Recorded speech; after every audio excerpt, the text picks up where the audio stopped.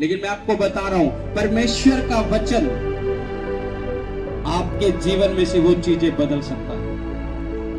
उसके बाद परमेश्वर की उपस्थिति आपके जीवन को चेंज कर सकती है और बदल सकती है। भजन संहिता 91 उसका 1 पढ़ेंगे, क्या लिखा देखो। जो परम प्रधान के छाया स्थान में बैठा रहे वह सर्वशक्तिमान की छाया में ठिकाना पाएगा। आज परमेश्वर का वचन क्या कह रहा है कि अगर तुम परम प्रधान के छाए हुए स्थान में बैठे रहोगे, ये तंबू, ये खुदा का घर, परमेश्वर की हजूरी, परमेश्वर ने कहा जब तुम उसके छाए हुए स्थान में बैठे रहोगे तो सर्वशक्तिमान की छाया में ठिकाना पाओगे। आज हम खुदा के घर में बैठे हैं तो परमेश्वर हमें ठिकाना देता है। बहुत लोगों को नजर नहीं आते अपने लाइफ में काम, क्यों नहीं? क्योंकि वो परमेश्वर के छाए हुए स्थान में बैठना पसंद नहीं करते। अपने घर में भी प्रार्थना में परमेश्वर की उपस्थिति में जाना पसंद नहीं करते, इसीलिए उन्हें ठिकाना नहीं मिलता। वो ठोकरें खाते हैं यहां वहां यहां वहां। उन्हें लगता है कि मैं क्यों स्थिर नहीं हो रहा हूं, मेरी लाइफ क्यों स्थिर नहीं हो रही है? क्योंकि जब तक अगर तुमने परमेश्वर को पहचान लिया है और जब तक तुम परमेश्वर की उपस्थिति में चलना और बैठना सही ढंग से शुरू नहीं करोगे तो ठोकरें लगेगी। उसने क्या कहा? जो परम प्रधान के छाए हुए स्थान में बैठा रहे वो सर्वशक्तिमान की छाया में ठिकाना पाएगा। परमेश्वर ठिकाना देता है उन लोगों को जो लोग परमेश्वर की उपस्थिति में बैठना जानते हैं, परमेश्वर के छाए हुए स्थानों में बैठना जानते हैं। हम अपने घर में भी अगर परमेश्वर की उपस्थिति में बैठते हैं, सप्ताह में डेली हम अपने घर में भी उसकी हजूरी में बैठते हैं, तो परमेश्वर ने कहा तुम ठिकाना पाओगे। क्योंकि परमेश्वर की उपस्थिति भी जो है वो लाइफ को चेंज कर देती है। जब परमेश्वर की उपस्थिति में एक व्यक्ति चलता है और चलता जाता है, उसकी सिचुएशन चेंज होनी शुरू हो जाती है, हालात चेंज होना शुरू हो जाते हैं। लेकिन होते कब है? जब हम उस वचन को पूरा करते रहते हैं। परमेश्वर ने क्या कहा अपने वचन में? उसने कहा 6 दिन तो तू काम कर, लेकिन 7वां दिन मेरे लिए विश्राम को मनाना। परमेश्वर ने अगर विश्राम दिन को ठहराया, क्यों ठहराया? क्योंकि परमेश्वर चाहता था कि उसके लोग एकजुट होकर, कि विश्राम दिन में एक दिन इकट्ठा होकर मिलकर परमेश्वर की महिमा हम कर सके, उसकी उपस्थिति में बैठकर। अगर हम उसके विश्राम दिन के वचन को पूरा नहीं कर रहे हैं तो हम उसकी उपस्थिति में अभी नहीं है, और उपस्थिति में नहीं है। जैसा हम परमेश्वर के साथ है वैसे परमेश्वर की आशीषें हमारे साथ है। जो व्यक्ति परमेश्वर की उपस्थिति में चलता रहता, मैं आपको बता रहा हूं, आप गरीबी में परमेश्वर ने आपको चुना जरूर होगा, लेकिन वो गरीबी में रखेगा नहीं अगर आप उसकी उपस्थिति में चलते रहे। आपको बीमारी में परमेश्वर ने चुना जरूर होगा, लेकिन आपको बीमारी में रखेगा नहीं अगर आप चलते रहोगे उसकी उपस्थिति में। आपको दुष्ट आत्माओं से जकड़े हुए तुम्हें चुना जरूर होगा परमेश्वर में, लेकिन आपको परमेश्वर दुष्ट आत्माओं में रहने नहीं देगा अगर आप उसकी उपस्थिति में चलते जाओगे। तो जरूरी है उसकी उपस्थिति में चलना,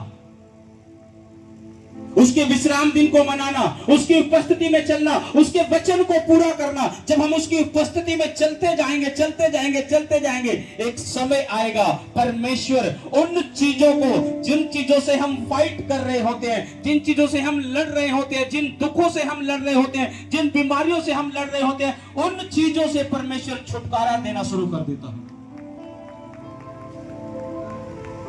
बंदगी में आना बड़ी बात नहीं है। अपने पड़ोसी को बोलो कि बंदगी में आना बड़ी बात नहीं है, बंदगी में आते रहना ये बड़ी बात है।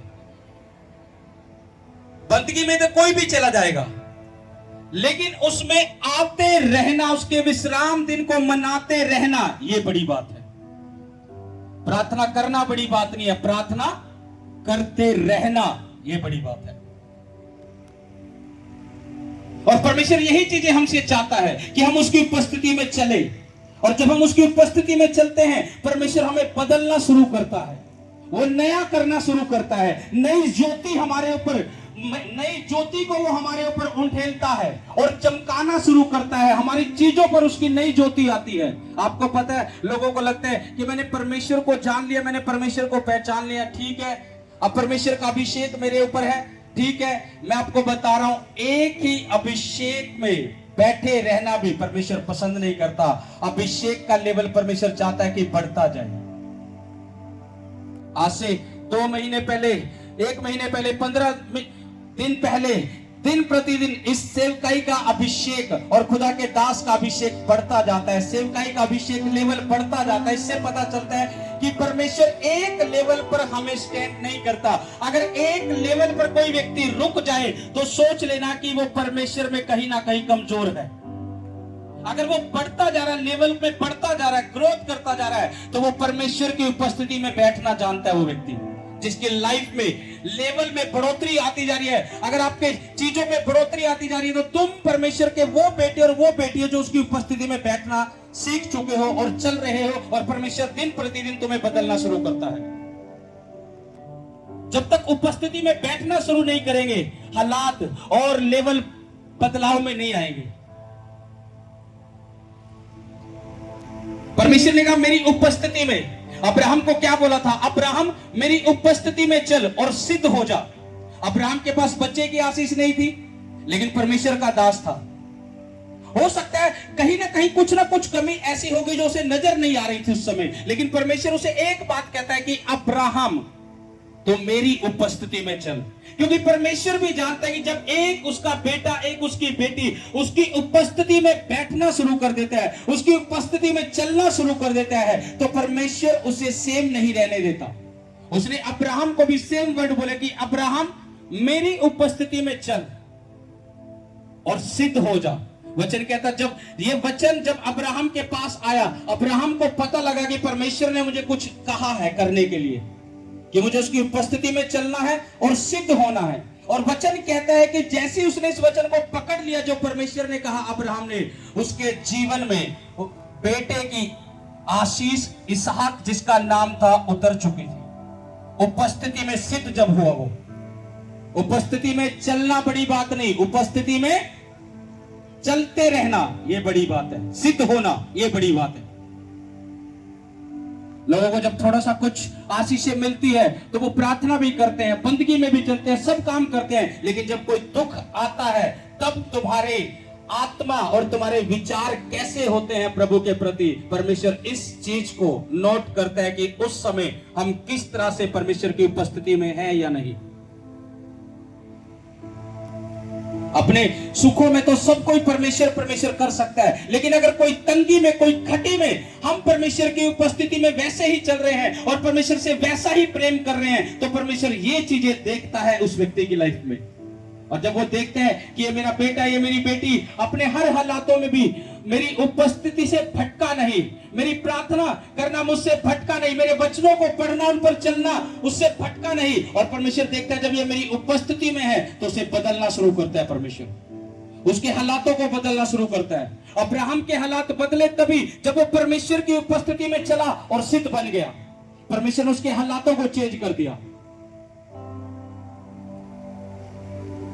आज खास मीटिंग कौन सी है कि फाइनेंशियली ब्रेक थ्रू।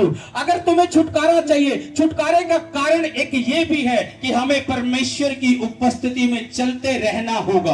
आज तुम्हारे लिए प्रार्थना भी होगी, इसका मतलब ये नहीं कि प्रार्थना होगी अब हमें परमेश्वर की उपस्थिति में बैठने की जरूरत नहीं है, प्रेयर तो होगी, अब परमेश्वर अपने आप कर लेगा। प्रार्थना होने के बाद तुम इस विश्वास से जब जाओगे कि आज मैंने अपने फाइनेंस में बरकत को पा लिया, छुटकारे को पा लिया, और इस विश्वास के साथ तुम परमेश्वर की हजूरी में बैठोगे, अपने घर में भी उसकी उपस्थिति में बैठोगे, अपने परिवारों के साथ भी उसकी उपस्थिति में चलोगे, उसके घर में भी, तो परमेश्वर इस प्रार्थना का उत्तर और रिजल्ट बेस्ट से भी बेस्ट देगा यीशु मसीह के नाम से। अगर तुम इन चीजों को पूरा करोगे, परमेश्वर छुटकारा देता है, लेकिन उसके बाद हमें उस छुटकारे को बना के रखना है अपने ऊपर कि किस तरह से हम बना के रख रहे हैं। परमेश्वर ने अब्राहम को बेटा तो दे दिया, उसके पास आशीष तो दे दी, फिर उसे चेक किया। कि मेरी उपस्थिति में अब भी ये वैसे चलेगा कि नहीं। उसे बोला अब्राहम, जो बेटा, जो संतान मैंने तुझे दी है उसे मुझे चढ़ा दे और मेरी आराधना कर उस बेटे के साथ, मुझे भेंट चढ़ा उस बेटे की। परमेश्वर उसे परख रहा था कि ये उस आशीष को पाने के बाद मेरी उपस्थिति में वैसा चलता है या नहीं। आज परमेश्वर आपको भी यही चीजें नोट करता है कि जब उसने आपके जीवन में कुछ काम किया है, जब आपके जीवन में बदलाव किया है, उस बदलाव में भी परमेश्वर के साथ आप कैसा रिश्ता बनाए हुए हो और कैसे उसकी उपस्थिति में चल रहे हो। परमेश्वर इस तरह से चेक करता है। जब वो अब्राहम को चेक कर सकता है तो वो आपको भी चेक कर सकता है कि जब मैंने इनके जीवन में ये काम किए हैं कि मेरे साथ किस तरह से मेरी उपस्थिति में चलते हैं या नहीं। उसने अब्राहम को चेक किया कि जो बेटा मैंने तुझे दिया है उसे मुझे चढ़ा दे। वचन कहता है अब्राहम जो है वो परमेश्वर पर विश्वास करता था। उसने अपने बेटे को भी लिया, उस परमेश्वर की आवाज को सुना, उसे कोई परवाह नहीं थी। उसने अपने बेटे को लिया, कह रहा ठीक है परमेश्वर, और उसे बलिदान चढ़ाने चला गया। परमेश्वर ने चेक किया और परख लिया। जबकि परमेश्वर इंसानों की बलि नहीं लेता था, लेकिन वो अब्राहम को चेक कर रहा था उस समय कि अब्राहम क्या जवाब देता है। मुझसे सवाल जवाब करेगा कि परमेश्वर एक तो बेटा दिया है तूने, कैसे तुझे चढ़ा दूं? तू और किसी चीज की बलि मांग ले, भेड़ों की मांग ले, बकरों की मांग ले, मैं तुझे दे दूंगा। मैं बेटे के कैसे दे दूं? परमेश्वर चेक कर रहा था कि कहीं ये मेरे साथ सवाल जवाब तो नहीं कर रहा। आज विश्वासी परमेश्वर से इस तरह से सवाल जवाब करते हैं जब परमेश्वर उन्हें आशीषित कर देता है और परमेश्वर उनकी स्पिरिट में कुछ कह रहा होता है करने के लिए, लेकिन वो अपने ही स्पिरिट में परमेश्वर से इस तरह से बहस कर रहे थे, परमेश्वर मैं कैसे करूं? वो अपने ही आप से, अपने ही विचारों से परमेश्वर से फाइट कर रहे होते हैं, जबकि परमेश्वर ये चीजें नहीं चाहता। अगर परमेश्वर ने आपसे कुछ भी कहा है, कुछ भी मांगा है, तो परमेश्वर तुम्हें चेक कर रहा है, क्योंकि परमेश्वर ने तुम्हें परखा है और वो तुम्हें परख कर इस तरह से बोल रहा है। और लोग क्या करते हैं? अंदर ही फाइट करे जाते हैं परमेश्वर के साथ, अपने विचारों में। परमेश्वर मैं कैसे करूं? परमेश्वर ऐसा कैसे होगा? जबकि आत्मा कुछ कह रहा होता है कलीसिया को कि तुम्हें किस तरह से चलना है, तुम्हें अपने जीवन को किस तरह से बदलना है, तुम्हें किस तरह से अपने आप को पाप से दूर करके चलना है, तुम्हें किस तरह से अपने परिवार में रहना है, तुम्हें किस तरह से सेवकाई में चलना है, तुम्हें किस तरह से अपने अगुए के अधीनगी में होकर चलना है। परमेश्वर कह रहा होता है, लेकिन अंदर हम फाइट कर रहे होते हैं उस आत्मा के विचारों से कि नहीं परमेश्वर ये तो मैं नहीं कर सकता, ये तो पॉसिबल नहीं है मेरे लिए। जबकि हमें यह चीज चेक करनी है, हमें अब्राहम को देखने की। अब्राहम ने कोई सवाल जवाब नहीं किया कि परमेश्वर एक बेटा तूने दिया, मैं कैसे तुझे दे दूं? कोई सवाल जवाब नहीं। उसने कहा ठीक है परमेश्वर। जब हम आत्मा की आवाज को सुनकर और तुरंत फैसले लेते हैं, परमेश्वर का आत्मा गहराई के साथ काम करता है उस व्यक्ति के जीवन में। मैंने आपको अपनी गवाही में बहुत बार बोला है, अगर आत्मा ने मुझे कुछ भी कहा है, मैंने देरी नहीं किया उस काम को करने में, मैंने देरी नहीं किया। अगर आत्मा ने कुछ भी मुझे कहा, चाहे वो कितना ही बड़ा काम हो, मैंने उसे कर देना, क्योंकि मुझे पता है परमेश्वर मुझे क्या कह रहा है। मैंने देरी नहीं की, क्योंकि मुझे पता है अगर मैं फाइट करने लगूं अपने विचारों से और आत्मा की आवाज को सुनकर अनसुना करूं और मैं परमेश्वर से सवाल जवाब करने लगूं, तो मैं इस योग्य नहीं हूं, मैं इतना बड़ा नहीं हूं। पौलुस कहता है आज जो कुछ भी हूं मैं परमेश्वर के अनुग्रह से हूं। और आज लोग परमेश्वर से सवाल जवाब करने लग जाते हैं। उन्हें लगता है कि हम परमेश्वर से बड़े हैं, हमें ज्यादा पता है, परमेश्वर को क्या पता है? परमेश्वर का वचन से कोई मतलब नहीं, हमें ज्यादा पता है। वो सवाल जवाब करने लग जाते हैं अपनी समझ से, अपनी बुद्धि से। उन्हें लगता है कि हमारे पास समझ है, हमारे पास ज्ञान है। लेकिन परमेश्वर ने अपने वचन में यह भी कहा है कि संसार का ज्ञान परमेश्वर के सामने मूर्ख गिना गया है। परमेश्वर संसार के ज्ञान को मूर्ख कहता है। तुम कहीं तक ही पढ़े लिखे हो, कहीं तक कितने टैलेंट हो तुम्हारे अंदर, कितने ही समझ और बुद्धि हो, लेकिन परमेश्वर ने एक बात बोली कि संसार का ज्ञान मूर्ख है। परमेश्वर ने अपने चेलों को, अनपढ़ लोगों को भी इस्तेमाल किया और यूज किया। पतरस और यूहन्ना को बाइबल में लिखा है वो साधारण से और अनपढ़ लोग थे, और जब परमेश्वर के काम वो कर रहे थे, वचन कहता है पढ़े लिखे लोग चकित होते थे उनके कामों को देखकर। वो ज्ञान उनके पास कहां से था? स्वर्ग से था, जो परमेश्वर का आत्मा उन्हें दे रहा था। वो अनपढ़ और साधारण लोग भी परमेश्वर की महिमा जिस तरह से कर रहे थे, लोग चकित रह जाते थे। जब एक व्यक्ति परमेश्वर की उपस्थिति में चलता है, परमेश्वर इस तरह से बदलाव करता है उसकी लाइफ में। वो इस काबिल तो नहीं थे, पढ़े लिखे तो नहीं थे पतरस और यूहन्ना, लेकिन परमेश्वर की उपस्थिति में चलने वाले जरूर थे। वो परमेश्वर की उपस्थिति में बैठे रहने वाले जरूर थे। तो परमेश्वर ने उनकी शर्मिंदगी को खत्म किया, उस टैग को खत्म कर दिया अनपढ़ता के। लोग कहने लगे कि ये कौन है जो ऐसे काम कर रहे हैं। और अनपढ़ लोगों की लोग पढ़ाई करने लगे, वो टैग खत्म कर दिया उस शर्मिंदगी का। वो पढ़े लिखे लोग बोलने लगे कि ये कैसे कर रहे हैं काम। जब परमेश्वर की उपस्थिति में चलोगे तो परमेश्वर तुम्हें बदलाव की ओर लेकर जाएगा, शर्मिंदगी खत्म करेगा और इज्जत को बढ़ाएगा। ये परमेश्वर की उपस्थिति में बैठे रहने का, चलने का ये फायदा है। अब्राहम परमेश्वर की उपस्थिति में चलता रहा, वचन कहता है उसकी शर्मिंदगी दूर हुई, परमेश्वर उसे बेटे की आशीष दी। जब तक आप परमेश्वर की उपस्थिति में नहीं चलोगे, जिस तरह से परमेश्वर चाहता है, अपने घरों में भी तुम प्रार्थना नहीं करोगे, तुम परमेश्वर से वो नहीं ले पाओगे जो तुम मांग रहे होते हैं। परमेश्वर तुम्हें तब देता है जब तुम उसके काबिल बने रहते हो, जब तुम उसके तैयार रहते हो। आपको पता है हम क्या हैं यीशु मसीह के? बोलो फौजी। अपने पड़ोसी को बोलो फौजी हैं हम। यीशु मसीह ने हमें क्या कहा है? हम फौजी हैं। क्या हैं हम? क्या हैं? और एक फौजी को जब कोई काम दिया जाता है, उससे पहले उसको पूरी तरह से ट्रेनिंग दी जाती है, तैयार किया जाता है, सब हालातों से निकलना पड़ता है।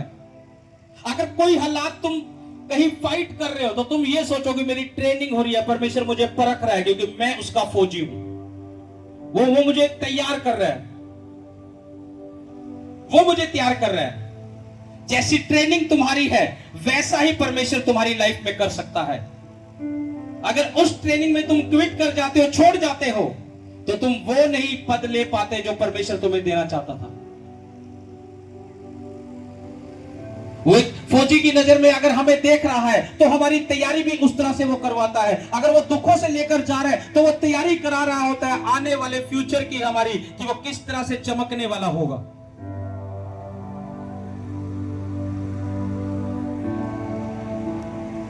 अपने पड़ोसी को बोलो कि परमेश्वर की उपस्थिति में चल। अगर तू परमेश्वर की उपस्थिति में चलना सीख गया तो गरीब आया जरूर होगा, लेकिन परमेश्वर की उपस्थिति तुझे गरीब नहीं रहने देगी। तू दुष्ट आत्माओं में जकड़ा आया जरूर होगा, लेकिन परमेश्वर की उपस्थिति तुझे दुष्ट आत्माओं में जकड़े रहने नहीं देगी। तू बीमारी में आया जरूर होगा, लेकिन परमेश्वर की उपस्थिति तुझे बीमारी में रहने नहीं देगी। परमेश्वर चाहता यह है कि हम उसकी उपस्थिति में चले। परमेश्वर की उपस्थिति अंधकार को एक व्यक्ति की लाइफ से दूर करती है। जब तुम परमेश्वर की उपस्थिति में चलोगे, अगर कोई पाप तुम्हारे अंदर है और तुम परमेश्वर की उपस्थिति को छोड़ नहीं रहे हो, वो पाप और वो पाप की आत्मा मजबूर हो जाएगी तुम्हें छोड़ने की। सिर्फ तुम्हें करना यह है कि उसकी उपस्थिति से दूर नहीं होना।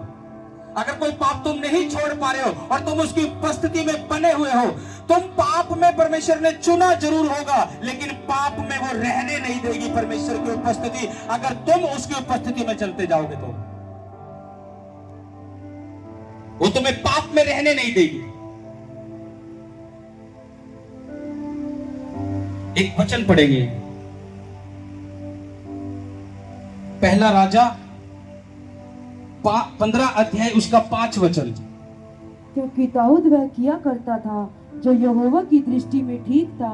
लिखा कि दाऊद वह किया करता था जो यहोवा की दृष्टि में ठीक था, और हित्ती उरिय्याह की बात के सिवाय, हित्ती उरिय्याह की बात के सिवाय और किसी बात में यहोवा की किसी आज्ञा से जीवन भर कभी ना मुड़ा। दाऊद ने जीवन भर कभी पाप नहीं किया। सिर्फ किस पाप को छोड़कर? हित्ती उरिय्याह के पाप को। उसकी पत्नी के साथ उसने व्यभिचार किया और हित्ती उरिय्याह को मरवा दिया था। यह सिर्फ पाप था। और यहां वचन परमेश्वर गवाही दे रहा है दाऊद की, कह रहा है उस पाप को छोड़। उसने जीवन भर परमेश्वर की आज्ञा से कभी फिरा नहीं था वो, क्योंकि उस पाप ने जो वो कर रहा था दाऊद और जो उसने किया था, वचन कहता है उसे उसी जगह पर पहुंचा दिया था जिस जगह से परमेश्वर ने उसे चुना था। उसे जंगल से चुना था, राजा बनाया था, और जब वो पाप में गिरा था, वचन कहता है कि दाऊद उसी जंगलों में नंगे पांव दौड़ रहा था, क्योंकि उसका खुद का बेटा भी उसके पीछे तलवार लेकर चल रहा था उसे मारने के लिए। उसे उसी जंगल में उस पाप ने फिर से पहुंचा दिया था, उसे जिस जंगल से परमेश्वर ने उसे उठाया था। जब एक व्यक्ति पाप करता है वो परमेश्वर की उपस्थिति से दूर होता है, क्योंकि पाप जो है वो परमेश्वर की उपस्थिति से एक व्यक्ति को दूर करते हैं। तुम्हारे जीवन में कहीं पाप होगा तो तुम परमेश्वर को भी बड़े हल्के में सोचोगे, क्योंकि वो पाप अगर शरीर हैवी होगा, आत्मा कमजोर होगी तो शरीर खींचेगा पाप की ओर। अगर आत्मा हैवी होगी और शरीर कमजोर होगा तो आत्मा खींचेगा भी शरीर को परमेश्वर की ओर। आत्मा तो है ही परमेश्वर की ओर। जब वो पाप में गया, वो उसी जगह उसी जंगल में दाऊद पहुंच गया था जिस जंगल से परमेश्वर ने उसे उठाया था, और उसे पता लगा कि मैं परमेश्वर की उपस्थिति से भटका हूं, इसीलिए मैं उस लेवल पर दोबारा पहुंच गया जिस लेवल से परमेश्वर ने उठाया था। जिस जंगल से मुझे निकाला था उसी जंगल में मैं दौड़ रहा था। अगर कोई भी पाप तुम्हारे अंदर है, उस पाप को अपने अंदर से त्याग दो, क्योंकि पाप तुम्हें परमेश्वर से दूर कर सकता है। वो तुम्हें परमेश्वर के नजदीक नहीं रहने देगा। हव्वा ने जब फल तोड़कर खाया, परमेश्वर की उपस्थिति से दूर हो गए। वो पाप था उनका, उसने वो आज्ञा तोड़ी जो परमेश्वर ने मना किया। जैसे ही वो आज्ञा टूटी, परमेश्वर की उपस्थिति से बाहर हो गए। और शैतान यही चाहता है, जब एक व्यक्ति पाप में होता है और उसे पाप में उलझा के रखता है, वो पाप धीरे धीरे उस व्यक्ति को परमेश्वर की उपस्थिति से दूर कर रहा होता है। उस समय तुम्हें लगता है कि ये पाप छोटा है मेरी लाइफ में, इससे इतना चल जाएगा, लेकिन तुम्हें नहीं पता वो छोटा छोटा पाप कब तुम्हारी लाइफ में बड़ा हो रहा है, वो कब बड़ा हो रहा है और कब परमेश्वर की उपस्थिति से दूर कर रहा है, तुम्हें पता नहीं लगेगा। अगर पाप छोटा भी है, उस पाप को अपने अंदर से उसी टाइम खत्म कर दो, ताकि वो दोबारा उस लेवल पर ना जाए कि वो परमेश्वर से हमें दूर कर सके। ये खुदा का, अपने पड़ोसी को बोलो, ये खुदा का अनुग्रह हुआ है तेरे ऊपर कि खुदा ने तुझे चुना है। ये छोटी बात नहीं है कि खुदा ने तुझे चुना है, ये परमेश्वर का अनुग्रह हुआ है तेरे ऊपर। और इस अनुग्रह को संभाल और पाप छोड़ और परमेश्वर के पीछे चल, उसकी उपस्थिति में बढ़। जब तू उसकी उपस्थिति में चलता जाएगा तो परमेश्वर तुझे बदलाव में लेकर जाएगा। एक समय आएगा जब टोटल परमेश्वर चेंज कर चुका होगा तेरे हालातों को, तेरे फाइनेंस के हालातों को, तेरे कामकाजों के हालातों को। यीशु मसीह के नाम से ऐसा हो रहा है। हालेलुया। अब्राहम जब परमेश्वर की उपस्थिति में चला और सिद्ध हो गया, उसने वो पा लिया जो उसे चाहिए था। परमेश्वर आपको वो चीज दे सकता है अपनी, जब परमेश्वर की उपस्थिति में हम होकर चलते हैं।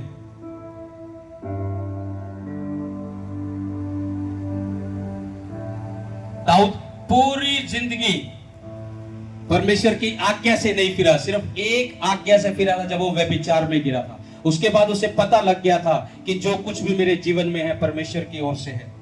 और उसने बोला, परमेश्वर, जब उसने पश्चाताप किया, दाऊद ने बोला, परमेश्वर अपने आत्मा को मुझसे अलग ना कर। उसने कहा, जूफा से मुझे शुद्ध कर दे ताकि मैं शुद्ध हो जाऊं, और अपने पवित्र आत्मा को मुझसे अलग ना कर। और परमेश्वर गवाही दे रहा है इस वचन में, कह रहा दाऊद का सिर्फ एक पाप था जो हित्ती उरिया के साथ उसने किया, और उसके बाद अपने जीवन भर वो कभी नहीं फिरा। आज विश्वासी एक पाप करता है, परमेश्वर से तौबा करता है, फिर वो दूसरा पाप करता है, फिर तौबा करता है, फिर वो तीसरा पाप करता है, फिर तौबा करता है, और फिर परमेश्वर से कहता है कि मुझे कुछ मिला क्यों नहीं अब तक। फिर परमेश्वर तुम्हारी स्पिरिट में कह रहा होता है कि जब तुम उस पाप को नहीं छोड़ोगे जो तुम्हारे अंदर है, तो मैं कैसे तुम्हें कुछ दूं, मैं कैसे तुम्हारी लाइफ में वो चीजें डाल दूं जो मैं देना चाहता हूं, जब तक उस पाप से तुम पूरी तरह से अलग नहीं होंगे, उस व्यभिचार से जब अलग नहीं होंगे, उस बॉयफ्रेंड गर्लफ्रेंड से, उन चक्रों से अलग नहीं होंगे। उन्हें लोगों को लगता है आज परमेश्वर बड़े हल्के में है। लोग चर्च में भी बॉयफ्रेंड गर्लफ्रेंड के चक्कर में पड़ते हैं, उन्हें लगता है परमेश्वर इन चीजों को चाहता है, लेकिन जो लोग इन चक्करों में पड़े हैं उनका पता नहीं लगा कि कहां गए कहां नहीं। मेरा खुदा इतना हल्का नहीं है कि जितना हम सोचे। जिन लोगों ने पाप किया है उनका पता नहीं लगने दिया कहां गए कहां नहीं, कहां है कहां नहीं।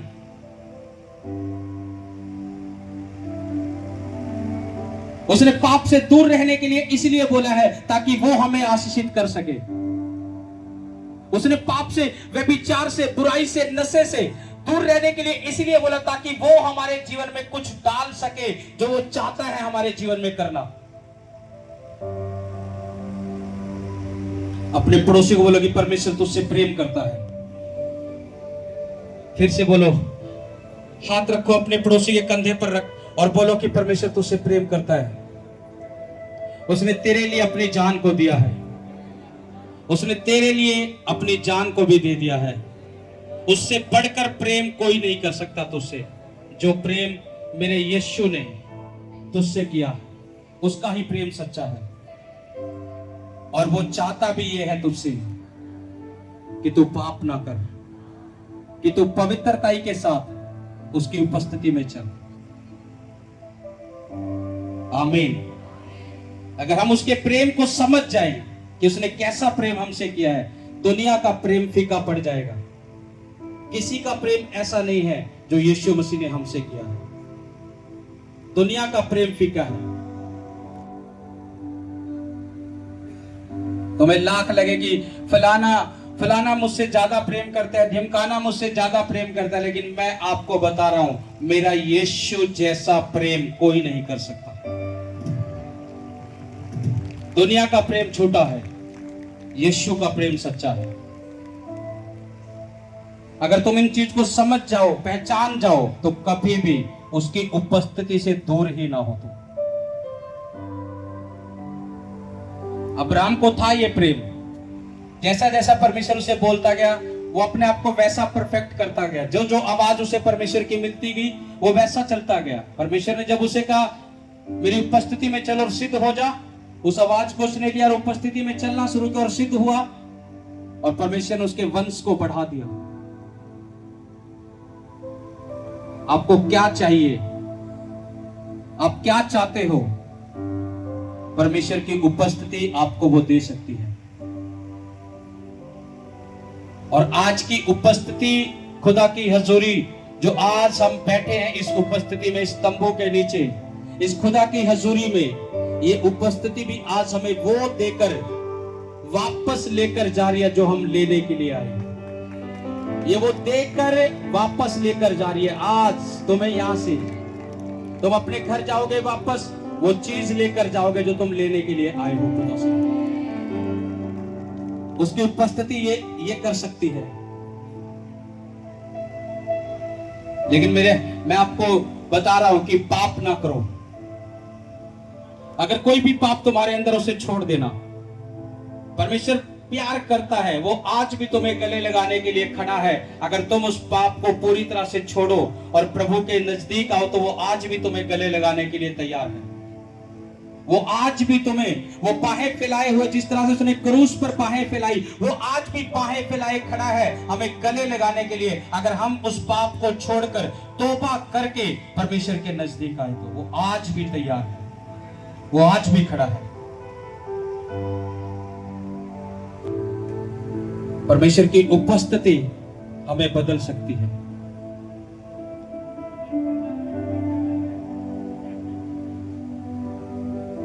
वचन कहता है जहां जहां परमेश्वर की उपस्थिति आई, परमेश्वर ने उन्हें बदला है।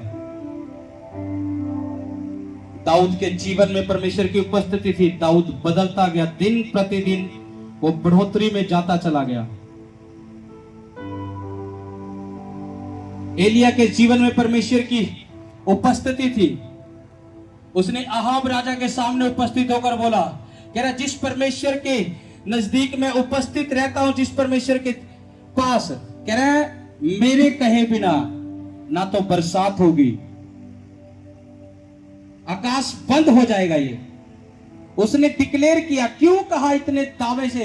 एक व्यक्ति बोल रहा है 3.5 साल तक बरसात नहीं होगी, मैं बोल रहा हूं, और उस परमेश्वर के नाम में बोल रहा हूं जिसके सामने मैं उपस्थित रहता हूं। वो क्यों इतना दावे के साथ कह रहा है? उससे पता था अगर मैं परमेश्वर की उपस्थिति में चल रहा हूं तो परमेश्वर मेरे मुंह के शब्दों को गिरने नहीं देगा, क्योंकि परमेश्वर को पता है ये मेरा दास मेरी उपस्थिति में बैठने वाला है और वो उस शब्दों को पूरा करना जानता है। उसने इसलिए राजा को बोला, कह रहा तू जान लेगा कि जीवित परमेश्वर, सच्चा परमेश्वर एक ही है। कह रहा मेरे कहे बिना बरसात नहीं होगी। 3.5 साल तक आकाश खुला नहीं था बरसात के लिए, अकाल पड़ गया था।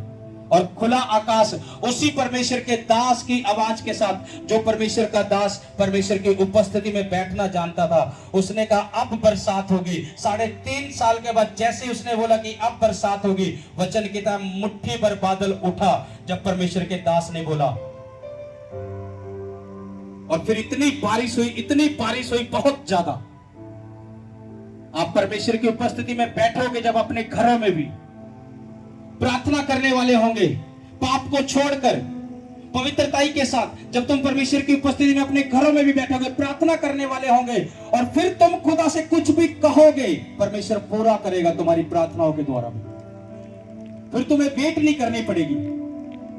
तुम परमेश्वर को कह सकोगे, परमेश्वर मैं तेरी उपस्थिति में बैठता हूं, बैठती हूं, मेरी दुहाई को सुन, मेरे जीवन में ऐसा कर। परमेश्वर करेगा उन शब्दों को पूरा, क्योंकि परमेश्वर को पता है कि ये मेरा बेटा, ये मेरी बेटी मेरी उपस्थिति में प्रतिदिन बैठता है और मुझे इसके शब्दों को सुनना है और उन्हें पूरा करना है।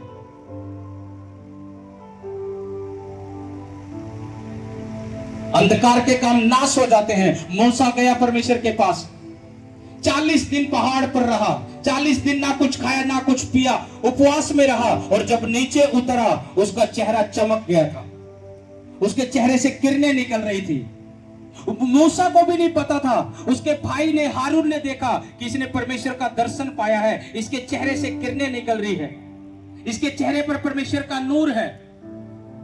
हारून समझ गया था, क्योंकि हारून भी भविष्य देखता था, वो पहचान गया था कि परमेश्वर का दर्शन इसने पाया है, परमेश्वर की उपस्थिति में 40 दिन और 40 रात बैठकर आया है। उसके चेहरे से इतनी किरणें निकल रही थी कि उसने अपने मुंह के ऊपर कपड़ा रखा। वचन कहता है उसके कपड़े से भी वो आर पार हो रही थी किरणें। जब कलीसिया परमेश्वर की उपस्थिति में बैठती है तो अंधकार इसी तरह से छोड़कर जाता है और परमेश्वर रोशन करता है अपने उस बेटे को, उस बेटी को, जो परमेश्वर की उपस्थिति में चलना जानता है।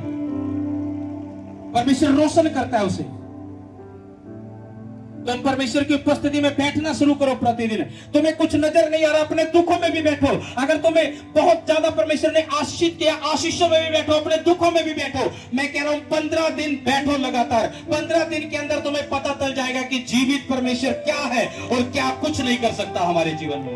तुम करके देखो, 15 दिन बैठो उसकी हजूरी में, 15 दिन उपस्थिति में बैठो, पवित्रताई के साथ बैठो, पाप को छोड़कर बैठो, सप्ताह में उपवास के दिन ठहरा कर बैठो। 15 दिन करके देखो, ऐसा लगातार तुम्हारी लाइफ में तुम्हें बदलाव ना नजर आ जाए तो तुम परमेश्वर को बोल देना कि जो खुदा ने कहा वो झूठ है।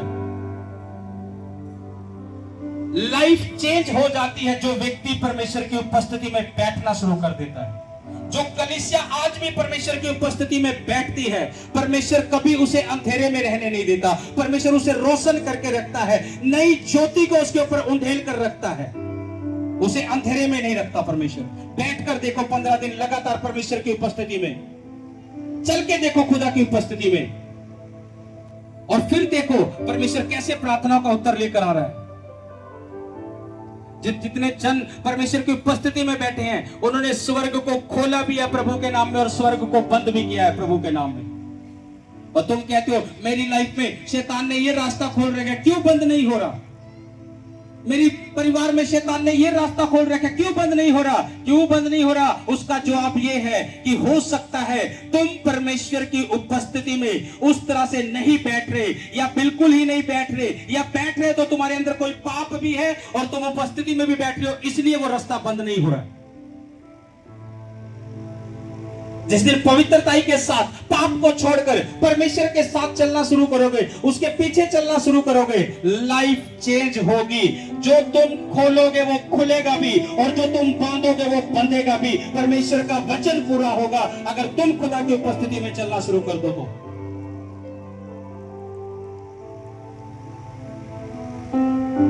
तुम्हें जो भी चाहिए परमेश्वर की उपस्थिति देती है। वो एक व्यक्ति को जो भी कुछ चाहिए अपनी लाइफ में, परमेश्वर की उपस्थिति ही है उसे जो देती है। एक विधवा औरत आई, बाइबल में लिखा है, उसने कहा, दूसरा राजा 4 अध्याय में उसने कहा, भविष्यद्वक्ताओं के चेलों की पत्नियों में से, लिखा भविष्यद्वक्ता के चेलों की पत्नियों में से एक स्त्री ने एलिसा की बनाने के लिए ले जाए। एक भविष्यद्वक्ता की पत्नी थी, एक खुदा के दास की पत्नी थी। खुदा का दास प्रभु में सो चुका था। वो एलिसा को कह रही है, वो एलिसा को कह रही है कि मेरा पति तेरा दास तो मर गया है, और तू जानता है कि वो यहोवा का भय मानने वाला था। वो दावा कर रही है एलिसा के सामने, परमेश्वर के दास के पास, कह रहे कि तू जानता है कि मेरा पति कितना परमेश्वर का भय मानता था और कितना उसकी उपस्थिति में चलता था। उसने कहा वो प्रभु में सो गया है, मर गया है, लेकिन अब जिसका वह कर्जदार था वह आया है मेरे दोनों पुत्रों को अपने दास बनाने के लिए। एलिसा ने उससे पूछा, मैं तेरे लिए क्या करूं, मुझे बता। आज परमेश्वर भी आपसे पूछता है कि मैं तेरे लिए क्या करूं, लेकिन क्या करे, कलीसिया प्रार्थना में मुंह ही नहीं खोलती। कलीसिया सोचती परमेश्वर अपने आप कर देगा, मैंने प्रभु को अपना जीवन दे रखा है, मुझे कोई प्रार्थना की जरूरत नहीं है, परमेश्वर अपने आप जानता है। एलिसा ने भी पूछा कि मैं तेरे लिए क्या करूं। परमेश्वर भी चाहता है कि हम उसकी उपस्थिति में बैठे और परमेश्वर को बताएं कि परमेश्वर तू मेरे जीवन में ऐसा कर, तू मेरे परिवार में ऐसा कर। परमेश्वर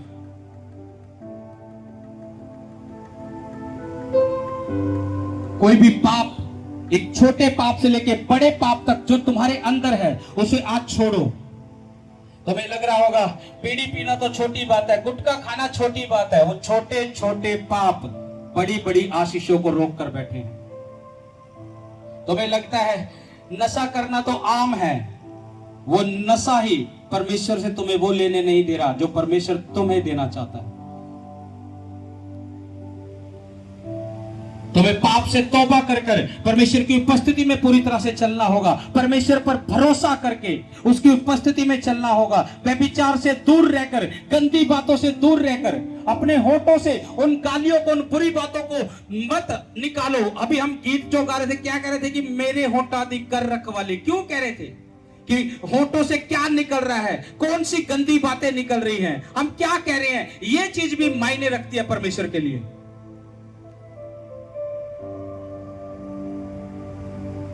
उसने कहा एक ही सोते से खारा पानी और मीठा पानी दोनों नहीं निकल सकते, एक ही मुंह से गाली भी, गंदी बातें भी और परमेश्वर की महिमा हम नहीं कर सकते। हमें नियंत्रण रखना है अपनी सब चीजों पर। अगर परमेश्वर से कुछ चाहिए तुम्हें, लोगों की ओर मत ताको, परमेश्वर की ओर ताको, उसकी उपस्थिति की ओर ताको।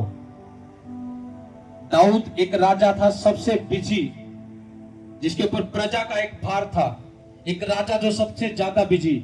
और वचन कहता वो राजा भी दिन में 7 बार परमेश्वर की हजूरी में जाता था, उसकी उपस्थिति में जाता था।